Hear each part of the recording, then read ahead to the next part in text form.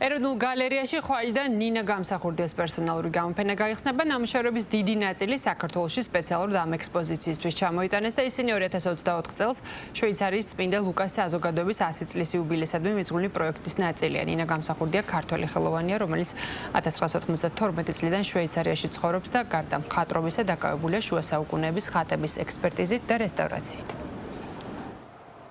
ყველაფერი ეს, რასაც თქვენ ხედავთ, არის ხელი დამზადებული, იქნება ეს მასალა, თვითონ ბაზისი, ტილო, რომელსაც მე ვგრუნტავ ძალიან ბევრ ფენად, თვითონ ხარშავ ყველაფერს, თვითონ ვამზადებ და ასევე ყველა პიგმენტის აღებავი არის ხელით დამზადებული და არის ძვირფასი მასალა. ასევე იქნება წიგნის პრეზენტაციაც ხვალ. მინდა გაგაცნოთ, ეს წიგნი დაიბეჭდა, გამოიცა შვეიცარიაში ალათა გამომცემლობის მიერ, რომელიც არის ცნობილი იმით, რომ ბეჭდავს არა მხოლოდ კონვენციურ E4 ფერში, არამედ 18 ფერში.